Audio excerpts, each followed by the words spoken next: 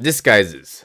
People are pretty bad at using them, and while everyone else was complaining about how nobody would fall for them, I was out there bamboozling high-level competitive players. So, as your friendly neighborhood competitive spy, I'll run you guys through some basic disguise knowledge in the form of a tier list. This tier list will be ranked off of how effective any given disguise is at any given time, basically how much you should click on that specific disguise when you want it to succeed. This isn't an exact science, since you should never really be using only one disguise, and different scenarios will come up to fit other disguises. So a lot of these takes will be formed from my personal experience and how often I personally use a disguise. Without further ado though, let's get started. Alright, so starting off with Scout, he's one of the most popular disguises right now, but that also makes it so that everybody expects a spy using the Scout disguise. The reason I think everybody uses the Scout disguise right now is because people are conditioned to just think that disguises don't work to begin with, so they just slap on the Scout disguise and call it a day. Now this can work to an extent if you're planning on not being seen to begin with, because the Scout's smaller model makes it a lot easier to get away with hiding in some corners and not being seen. But if you get caught running across larger distances, then you're pretty much dead as a spy. Scout does have some uses of disguise though, namely due to the fact that he can basically be anywhere at once. So it's not surprising to see a Scout at basically any point on the battlefield. If you do want to disguise as a Scout, I'd recommend bobbing back and forth and jumping a lot to try to mask your slower walk speed. But all in all, Scout is a disguise I admit I just throw on a lot, and he's pretty effective to get the job done, whether you're going for disguise play or just throwing the disguise on. So while he's not the best disguise-wise, I get a lot of mileage out of him for a smaller model and for the fact that he doesn't slow me down. So I'll go ahead and put him in the top tier right here, default disguise. Alright, onto the Soldier disguise. Now, Soldier is a very similar disguise to Scout in the fact that he can be basically anywhere at once, so it's not surprising to see him in the flank or with the combo. He's just a tiny bit less flexible than Scout in the sense that you can't use him to hide your model, you can't use him if you're just going for like a general backstab and don't want to get seen. So Soldier really comes down to you really want to trick the enemy with your disguise, and he is really good at doing that. He's probably one of the better disguises at doing that. His only downside in terms of getting a backstab or getting a disguise play is that movement speed. That movement speed is going to neuter his effectiveness, because while Soldier gives you a really big window to go for a backstab due to how effective his disguise is, the movement speed kind of limits who you can go for with that. Sure, the medic can believe your disguise, but if you're not going to be able to keep up with the medic after he believes you, it doesn't really mean anything, if that makes sense. Still a really good disguise, it's just slightly more situational and it's a bit more setup. So I'm going to go ahead and put Soldier in the really good disguise category. You can trick basically anyone with this disguise as long as you're right place, right time, right? You're not just going to throw it on when the soldier's there and try to go for something. But yeah, all in all, still a really good disguise. Alright, onto Pyro. Now in casual, Pyro is one of the best disguises, thanks to the fact that he's got the fast movement speed. Well, there's a lot of free-to-play Pyros that nobody's gonna bat an eye at, and you can kind of just get away with a lot of things in casual. Now if we're talking about a competitive setting though, that tanks Pyro's reputation a bit. A good Pyro is always gonna be flaming around, so it's really easy to call out when there's a fake Pyro. The real Pyro is also always gonna be looking for spies, so if he sees another Pyro, then you're immediately called out. If the Pyro is out of the equation though, it's not too bad. The main benefit of using a Pyro disguise is respawning. Now I'm not saying like the Pyro's dead and you go for a play. You can do that. The only problem is in competitive, at least, the Pyro's going to be flickering through the spectate cameras and calling out anything he sees that's off, especially within combo players, which is generally who you want to go for if you're going for a disguise play. What you can do though is wait until the second that the Pyro respawns, disguise yourself as a Pyro, and just walk into the combo for free.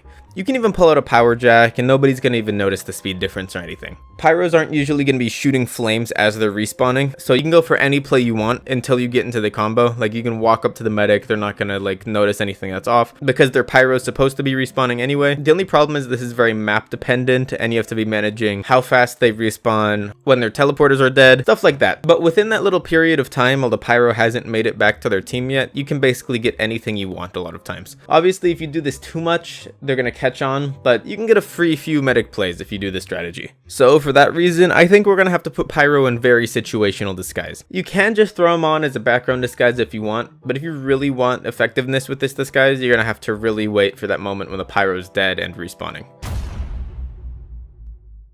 Alright, on to Demoman. Now, Demoman has a lot of good things going for him. He doesn't have to shoot all the time, which means Spy can mimic that pretty well. He does a fair bit of reloading, which is one of the few animations that Spy can mimic. He's not super fast, so Spy can mimic his walk speed. And he likes being around the important classes. There's only one main big downside that kind of brings Demo's effectiveness down a bit, which is simply his importance in a competitive setting. Now, if the Demo's dead or not around, then you've got a good chance of pulling something off. The only thing is Demos are almost always communicating with their team, where they are, where they want their team to be, that kind of stuff. So if you don't line up with what their team has put in place, then there's a good chance you're going to get called out. I'd still say with all of that, he's still a pretty solid disguise. He's just a lot more situational than a normal disguise is. So for that reason, I'm going to put him in good disguise, but pretty situational. You can still pull off a lot of stuff with him. You just got to be a lot more careful with where you disguise and where you don't disguise.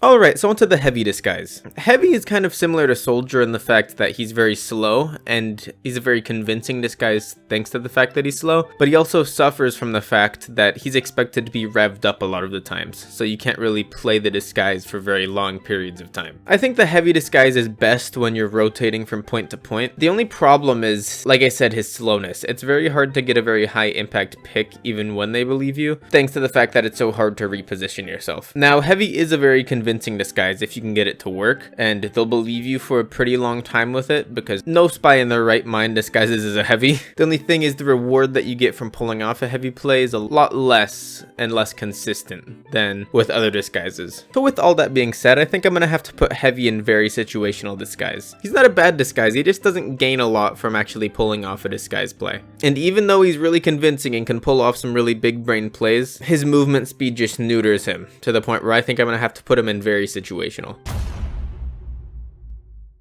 Now onto Engineer. I've got to put a disclaimer before this one just saying that Engineer is my most used disguise personally, so I might have a slight bias towards it. Engineer is probably the most flexible disguise in the cast though. This is due to the fact that Engineer doesn't have to be firing all the time. Pretty common to see him wandering in the back lines, which is where Spy is going to be anyway. He can be in either the flank or in the combo, going back and forth, upgrading his dispensers, his sentries, his teleporters, and he's not always expected to be shooting his gun or firing something. A lot of Engineer is just waiting, so it's not super concerning to see an Engineer not really doing anything or hanging out, even just scouting ahead a little bit without shooting anything. Thanks to all these combined, if you play it right, you can basically go anywhere with the Engineer disguise. Nobody's gonna bat an eye at you since Engineer isn't a super important class. He's not always gonna be calming or anything, or telling his team where he is, that kind of thing. He's just kind of off to the side doing his own thing, so it makes it really easy to take advantage of that and slip into the chaos. The one downside of the Engineer disguise is that Engineer is one of the main spy checking classes in competitive when an Engineer is run. So if you don't take care to where the Engineer is before you go for a play, there's a very good chance you could get called out. If you're good at managing your positioning and the Engineer's positioning though, then you can basically get away with a lot. Obviously don't overuse this though. I've gotten into some bad habits where I overuse the Engineer disguise and people can just on site start shooting at the Engineer, and a lot of times it'll just be me since that's the only disguise I would be using. With all disguises you gotta be flexible. Even with those downsides though, I think that Engineer is a very good default disguise to switch to when you don't have a plan. I probably use him and Scout interchangeably the most, just because if somebody sees an Engineer at the corner of their eye, they're not gonna bat an eye.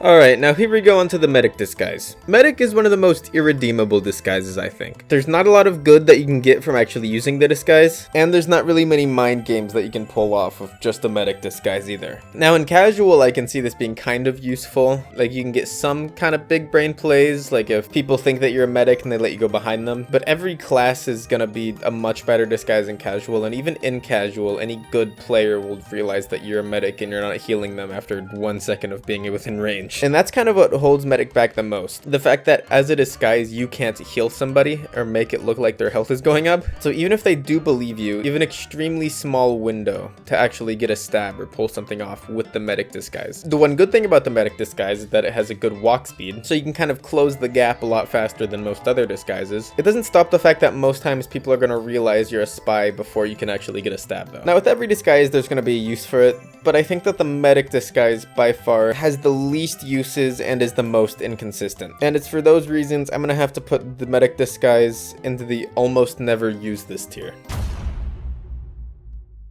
Here we have Sniper. Sniper's a pretty good disguise all in all. He's not too much slower than Spy. He's a lot of times in the back lines, which is where Spy wants to be anyway. He's not always a super important class for the enemy team to be keeping track of. He can be basically anywhere on the map, and he's not always expected to be shooting. So all these combine to make him a pretty solid disguise. Sniper does have a few minor downsides though. One of them being that if you ever want to walk up to the front lines, it's not going to make a lot of sense, since a sniper isn't going to walk up into the danger, which is where you're going to want to be to stab somebody. The other downside is in higher level competitive games, Sniper's a much more important class, so people are going to keep their eyes on you a lot more. I tend to use Sniper very similarly to how I use Engineer though. Not being able to scope is a bit of a downside, but I like being able to throw on this disguise at basically any point of the game, just to try to hide where my position is. Sniper blends into the background pretty well a lot of times. He's just not quite as consistent as Engineer or Scout per se. So for that reason, I'm going to have to throw him into really good disguise with slight setup. You won't always be getting huge impact plays or be tricking the enemy team at every corner with the Sniper disguise, but he's just a good disguise if you want to blend in with the background pretty well. Okay, to wrap up the enemy disguises. Spy is a disguise very similar to Scout in terms of use cases. The only difference being is that with Scout you have a smaller model and more use as a disguise. With Spy, everyone's just gonna shoot at you regardless. A Scout just kind of outdoes everything the Spy disguise does. The only time I could see it being useful in a traditional sense is if the enemy has like a gun spy on their team and you can go for a mix-up with that. I'd say the only consistent way you can use this disguise though is if you're rolling out from your spawn. Now it might seem a bit weird at first, but if you're coming out from your spawn you can just slap this thing on, and since an enemy spy will want to be behind you anyway, it's natural for you to be there. So on the off chance that an enemy does get into your flank, they'll see you and think that they're their spy. And while you might not get a kill off of it, there's a good chance that they'll over-aggress saying that they have a spy, or they'll just ignore you. So I'm gonna have to go ahead and put the spy disguise in the very situational disguise tier. I honestly don't know why this is such a popular disguise. Everyone and their mother knows how to check a spy disguise.